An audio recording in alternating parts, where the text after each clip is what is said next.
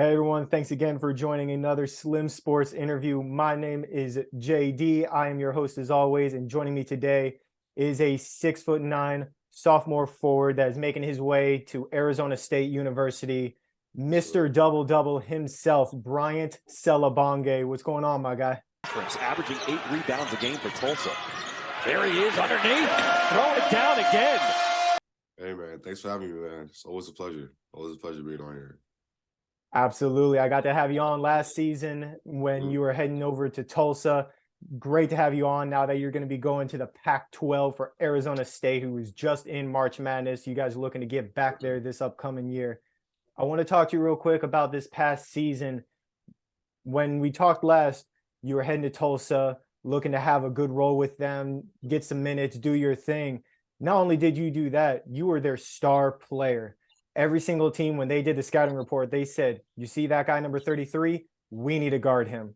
Make sure he doesn't get a rebound. Unfortunately, you also led the conference in doubles and rebounds, so they didn't do a very good job at guarding you. Talk to me about this past season, about being that star player for Tulsa. What was that like for you? Honestly, it was a great experience. You know, coming into there, I didn't know what to expect. All I knew was that there was opportunity, and that's all I needed. You know, going into there, they weren't expecting me to be one of the main guys. From what I understood, they weren't expecting me to do many of the things I was doing at Tulsa. I was supposed to be just a dunker guy, catch and finish. Coming into Tulsa, I was able to showcase my certain skills, as in ripping, DHOs, passing, and I was really able to showcase my game at Tulsa. So it was a great experience there. You know, I learned a lot. I was able to grow a lot as a player, as a leader, and yeah. Yeah, you definitely did a great job. I actually got to come and see you play USF in Tampa, see that in person. You started off that game with 3 straight dunks, and then next thing you know, they had to double team you every time you were in the paint. It was absolutely incredible to watch. On the season, you averaged 12 points, 9.2 rebounds a game, 61.5 field goal percentage, just dominated down low, like I said. And you were one of the best bigs. Not obviously you were the best big for Tulsa, but you were the best big in the American Conference. When it came to rebounding, you led that conference in rebounds. You led it in the field goal percentage. You led it in double doubles. You had 11 on the season. You had 17 games of 10 or more rebounds, 4 games of 20 plus points, just doing your thing. And the American Conference, they recognized you as one of the star players in that entire conference. What was that like for you? What did it mean to you to be recognized as one of the best bigs? It was an honor, you know, all the work that I put in my junior college career, it really transferred over to my D1 career. You know, all the work at FSW, the work that I put in with the coaches and pushing me, because they knew how this level would get. I didn't quite know. I didn't know what D1 was at the time. All I know was I had to put in that hard work, and it was going to pay off. And for me to be finally recognized, felt good. It felt good. It just pushed me on getting better every day.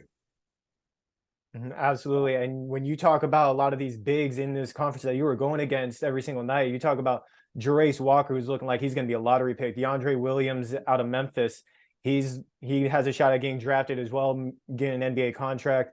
Russell Chichewa, I got to see you go against him at USF. That dude's a great big man, and you were out rebounding him like he was half your size. I know you just mentioned FSW, how the coaches prepared you for that. Talk to me a little bit more about that preparation, what they did for you to make that jump, not just to Division I, but to a very good conference with tough competition. Just to get that dog out of us, you know. We started early summer. I transferred over my previous JUCO, Hutchinson Community College. You know, I felt like it was a great fit. Great fit. From day one, we were Coach Murph was preaching dog. You know, hard work in the gym, hard work in the weight room, and I really locked in on that. I believed in the process, and it really transferred over. Like I said, like FSW just breeds D1 players. As you can see, there's a track record of guys who goes to the next level and who produces. So I'm sure it wasn't a surprise seeing. I'm sure it wasn't a surprise for Coach Murph to see me produce at that level, because he said it to me like, "You put in the work here, it's gonna transfer over," and there was no doubt what happened. Absolutely. He definitely had a lot of confidence in you. And one of my favorite quotes from doing all of these interviews I've done, one of my favorite quotes I've ever had was from you when I had an interview last season was Coach Murph just wants me to dunk the ball. Every single chance I get, I'm dunking the ball. And that was one of my favorite quotes. And you did that a lot this year for sure. And obviously, you had a great season individually. Unfortunately, your team as a whole ended up being last in the American Conference, went 5 and where's that record? 5-25 overall, 1-17 in conference play.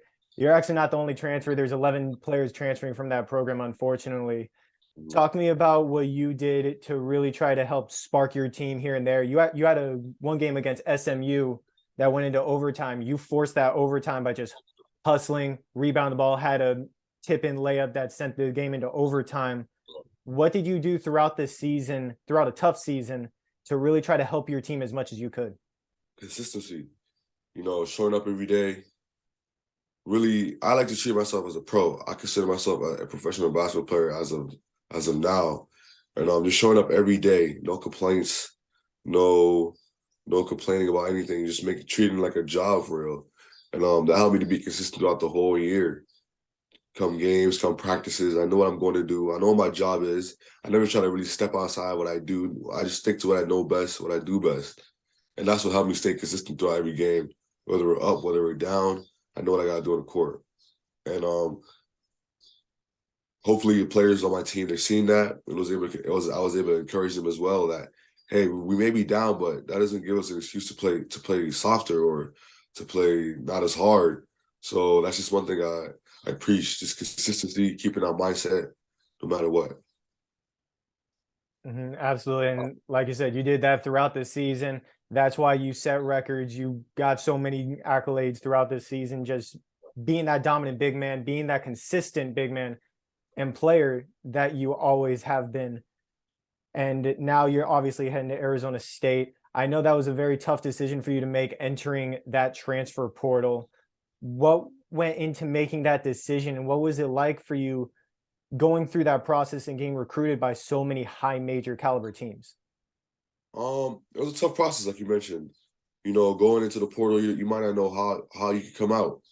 I trusted my people. I kept a very tight circle around me. I only listened to a few people, and that's what helped. That's what helped the transition go by smoothly. Making my decisions to go in the portal was a tough one. Honestly, I could have stayed at I could have stayed at Tulsa for another year and just keep producing how I was producing. But I wanted to bet on myself. I knew there was more for me to get out there, and I betted on myself. And like I said, I kept a small circle. We looked at all the options. A lot of people are chasing different things in the portal. Me and my guy, we made sure we were on the same page of what we're looking for. We were looking for a team that's gonna have a chance to go back to the March Madness and make it multiple rounds, and just being a winning program who, with Bob Hurley, great coach. I had a great connection with him. He assured me that he was going to get me better. We had a game plan for me and everything, and I trusted the system already. So I know I'm going to go there and just be a dog for them. And in return, we're going to go to the March Madness and just make it as far as possible. But yeah, like I said, the portal was tough, man. Portal was tough. A lot of dudes in there, a lot of schools and coaches telling you what you want to hear. They tell you what you want to hear, trying to get you to sign over here, this and that. My job was to just make sure, this was my first recruiting process.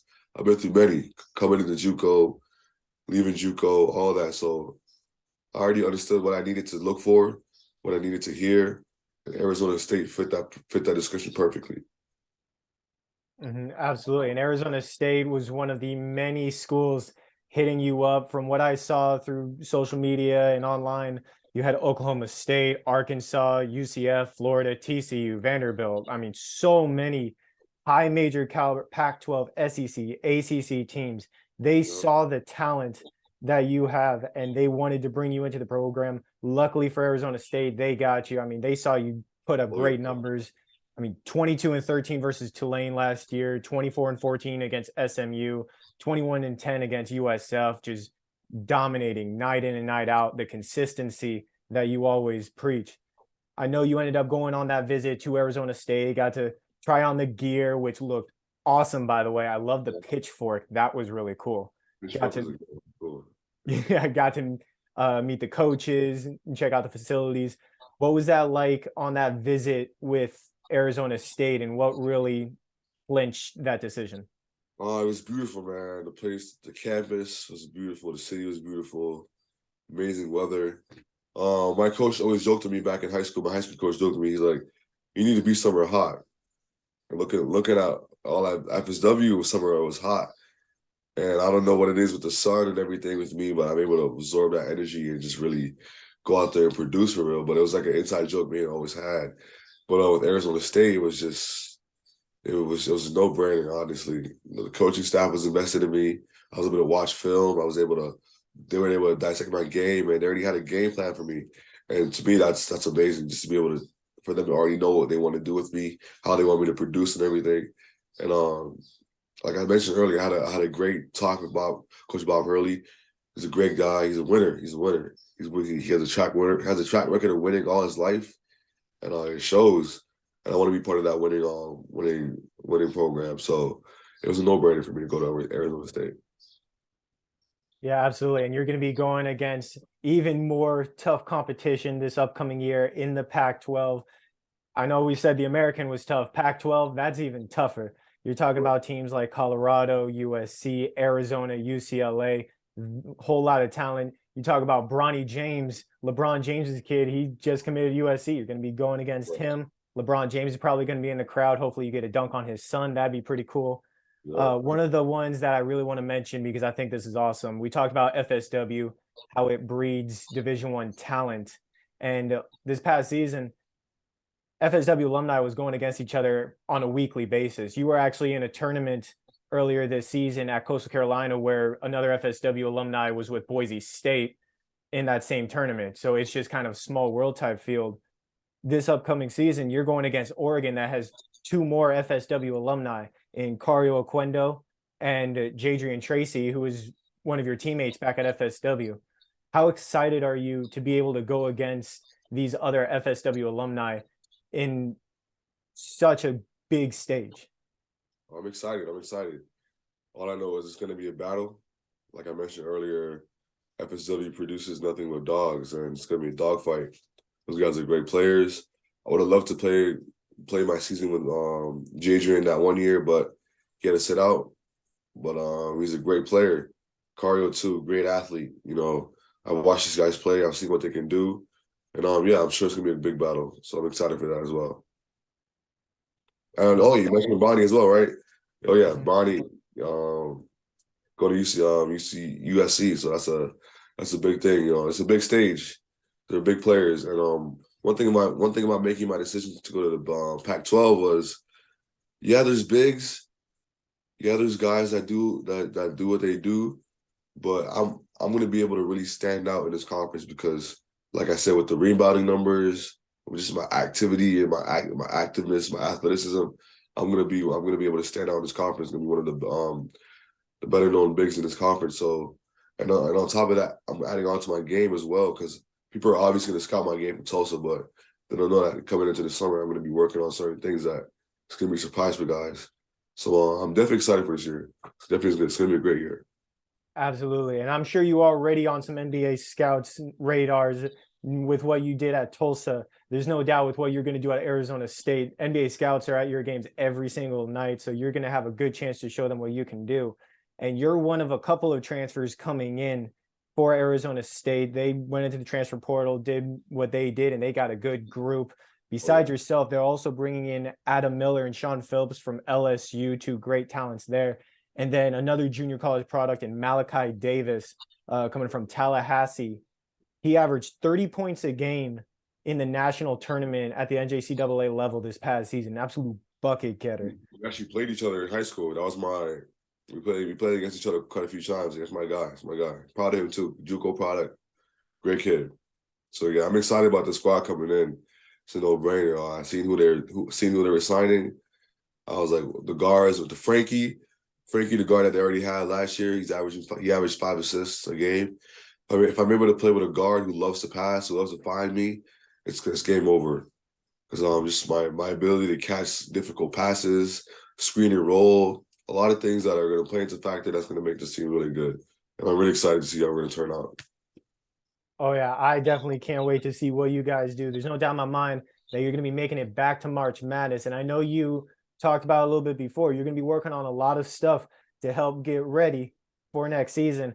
I don't want to have any spoilers, but can you talk to me a little bit about what you're doing to really prepare yourself for Power 5 conference basketball?